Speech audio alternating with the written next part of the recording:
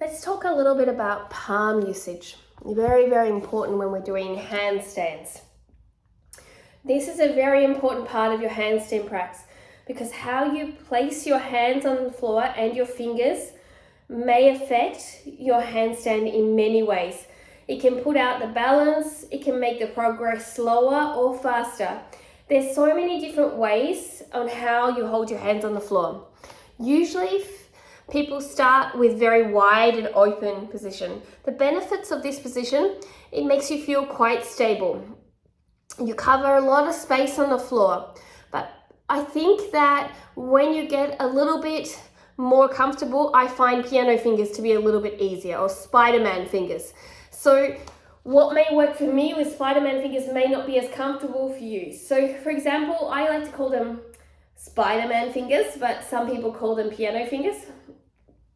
In this position, the middle part of my palm is very maneuverable. It's moving in every single part of the position, okay? You can bring your fingers together. You can lift the arms out a little bit to the side. You can rotate in, you can turn out.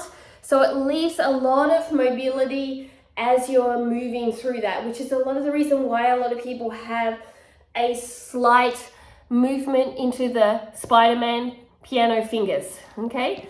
I like this pop hand because of that availability. But when we're open our hands wide, we have this space here for more balance, but we still always have a little bit of space so that gecko suction pad to be, no matter if we have wide fingers or piano fingers, okay? It's very, very important. Now, with the balance of the handstand, we want to have the balance here on the palms. So we want to feel it through here. Besides hollow back, when it comes to this point, you end up in more of a plank position where your head is forward. It takes a lot more muscle, and that's generally when you fall out. So start to become aware where your balance is on your hands. Now with your palms, it's usually around shoulder width, or it can be a little bit wider. Slightly wider can give a little bit more stability, and so beginners like wider. But as you get stronger and you want one arm practice, to slightly out the one arm practice also, it's good to practice narrower to get a bit more confident with narrower hand grip, but then you will go wider with the one arm to come onto fingertips to have a little bit more mobility. Now it's really important to understand that hands have a little bit of play. Some people tend to have straight hands, some have a little bit turned out, which helps, especially with one arm transfer.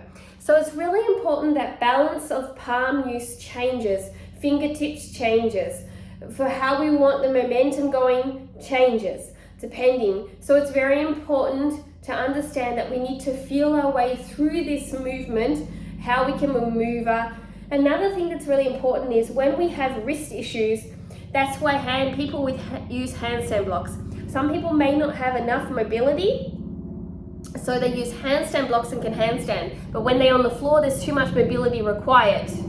So another option is, if you're struggling with mobility in your wrist, use handstand blocks. Give yourself a trial and error of each thing, and what you may find is first you prefer one and then you change and transfer. So I at one point preferred wider, and as I grew my practice I became narrower. I had more spider fingers or piano fingers. So play with this and understand it, and make sure you work with understanding, feeling the balance on your hands. So a lot of the times when I fall, if I'm not doing hollow back, then I'm usually sitting here and I need to work the balance better here. Have fun with it.